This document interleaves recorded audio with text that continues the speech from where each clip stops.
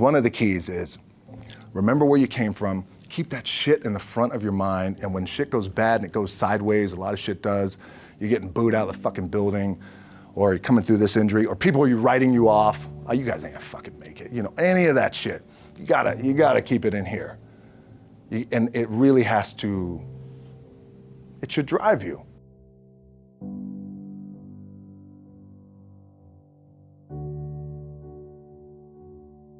This idea and this notion that you could be anything you want and you can accomplish anything you want, right? We hear that. You've heard that from the time you were little boys.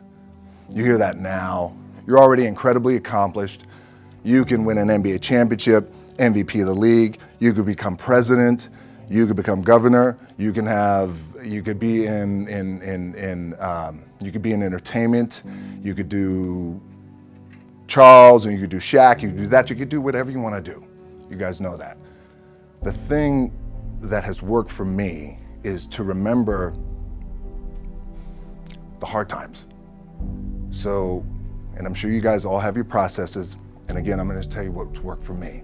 So before a big movie comes out, before back in the days when I was wrestling with WWE, a WrestleMania match, anything big that would happen, I would always take a moment and I'd just remind myself, all right, I was evicted when I was 14. We were kicked off the island. We couldn't live in Hawaii.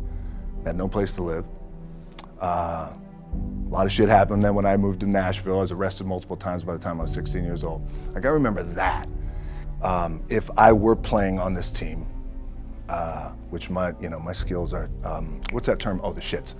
So I never play. But before I lace up, before I get on the court, before I play in these big games, before I go to the Staples Center, where history is there, those are historic walls there at the Staples Center. I would remember that, and it allows me then to be present in the moment and understand, holy shit, the stuff I have around me right now, this is the shit that I dreamed of when I was a kid. I am here. I played for University of Miami, played for great teams. Warren Sapp, Ray Lewis, they were my teammates. They were balling. Warren Sapp was playing tight end that time. I was starting defensive tackle. Yeah. They moved him over to D-line. And he looked at me, he's like, yo, dude, I'm gonna take your spot. And I said, you ain't taking my fucking spot. He said, I'm gonna take your spot. I said, no, you ain't. We battled, and he took my spot. Now, you can imagine how that fucked with me, because there goes my opportunity. He went in, switched to defensive tackle, lit the world on fire. Well, what that did, it crushed me, it crushed my dreams. I had a piss poor senior year, zero production, no NFL, no combine invite, nothing. Finally went to the CFL, Calgary Stampeders, making $250 a week Canadian. Now I had to send that shit home to my wife at that time. Had no money. So I remember that. When I got cut from Canada, I had $7 in my pocket. And I always tell that story. So now my production company is $7, advertising agency is $7, everything is $7. So I always remember that. What helps me is to keep the hard times in the front of my mind, because it allows me to go into these big moments that I've worked my ass off, and you guys have worked your ass off. It allows me to go into these big moments with a different perspective. What it also does for me, and again, this is what works for me. Like, I keep my back, excuse my language, my back is up against this motherfucker every day. It's against this fucking wall. Excuse my language, ladies in the room. But it's up against this motherfucker because it's what I believe in. And when my back is against this motherfucker, then there's nowhere to go. But that way. That's it. So I feel like this could be something, an ideology and mindset that could help you, if you look at it that way. Because you made it already. We made it. We're successful boys, and we're lucky boys to be where we're at. Oh, you guys made it. Everybody's rich in the room. Nobody's gonna get evicted anymore. Anything you got, there's no more money problems, right? You got a lot of hands out now. Hey, can I get a little bit? Can I get a little bit? Right, that happens. But when you make it, for me, I need this. I need this. So every day, my back is up against this motherfucker, and this is how I operate. Now, doesn't mean you don't smile, Doesn't mean you don't laugh and joke, right? You're happy, I'm a happy guy. But when it comes to business and when it comes to executing, it's up against this. And I gotta go that way. And I don't give a fuck who is in front of me. They're not gonna stop me. I feel like for me, it feels seamless because you prepared for so long, but it's just like you guys prepping for a game. That's the fun part. That's where it's like, fuck, it's fun, man. People are paying their hard-earned dollars to come see you. They're cheering, they're going bananas, they're booing the shit out of you or on the road. That's fun. That's what you live for. I mean, that's the juice right there. The prep is where the character's made. And I just don't mean the character I play, I mean the character in here. So for me, the prep is getting with the director, getting with the producers, getting with the writers, so in essence, it's like getting with all your coaches and your different position coaches and all the meetings that you have to have, right? So that's the work you put in. The key for me was, where does it start?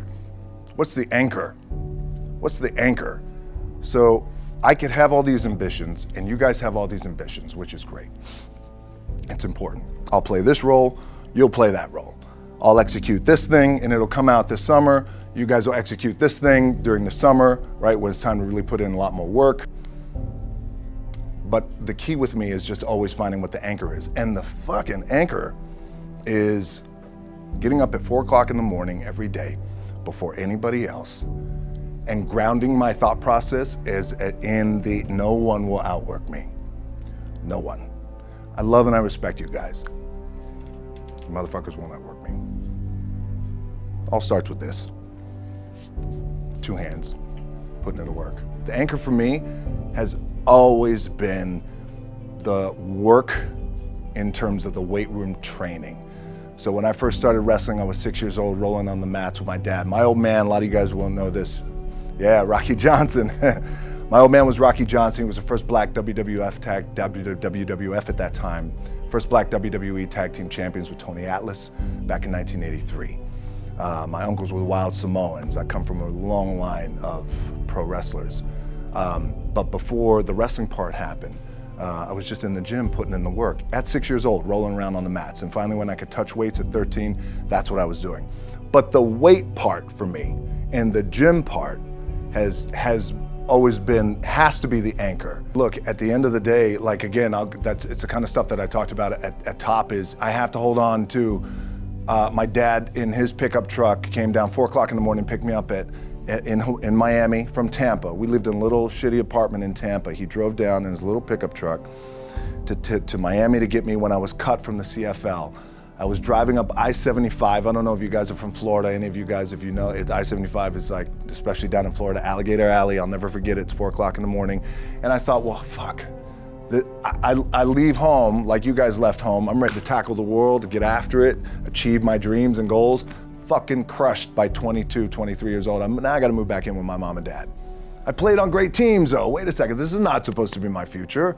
I'm supposed to be in the NFL right now. I'm supposed to be making a lot of coin and buying my parents shit, buying me shit, taking care of my wife, but it never happened. So I pulled out my wallet, I thought, well, let me see how much money I have. I opened it up, I had a 5, a 1, and change. I'm not fucking around, and well, at least I rounded up to $7. But I thought, God, ain't this a bitch? I got $7 in my pocket. Where the fuck do I go now? What do I do? I can't go back to CFL, because the point comes where you hear that voice, the big run's over.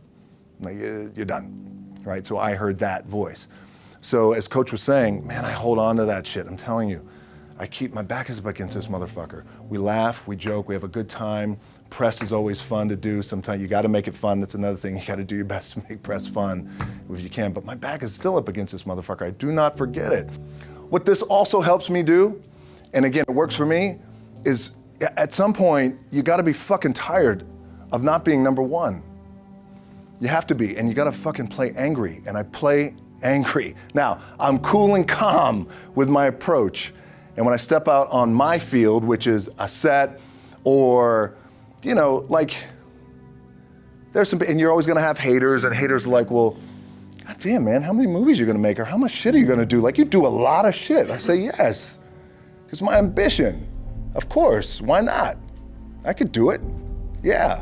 I love what I do. And not only that, but in what world do we not work every day? Doesn't mean, it's just like you guys in the off season. You gotta work every fucking day. It doesn't end. My back is up against this thing, you know, and I started to play angry, by the way, and I still play angry. My last match, Brock Lesnar, transitioned, and I realized if I had to be great at something, I wanted to be great in this world of Hollywood and movie making and producing and entertainment, I had to commit, and like you guys have to commit. Obviously, you commit to something, commit to the goal. So I quietly retired. 2 years later, I thought, what the fuck did I do with my career? Because my movies were not doing well. I was written off. I was like, it was around 2006, 2007. I was like, God damn. I left, I pulled a Jim Brown. I left when I was on top, like #1 in the wrestling business, and I left. It was a ballsy, gutsy, some call it stupid move, but I had to commit and I had to follow what was in my gut. And at that time, I'll share this with you guys, and Will Smith is my boy, and I sat down at that time with the agency I was with, and they said, what do you want to accomplish?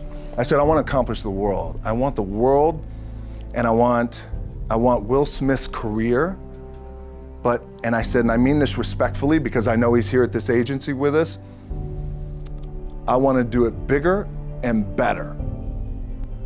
And they looked at me like I had 3 fucking heads, and they were like, okay.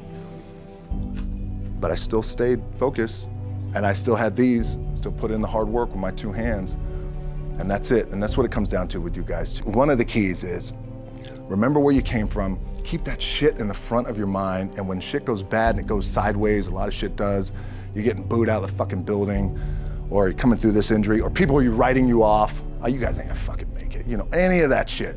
You gotta keep it in here. And it really has to, it should drive you.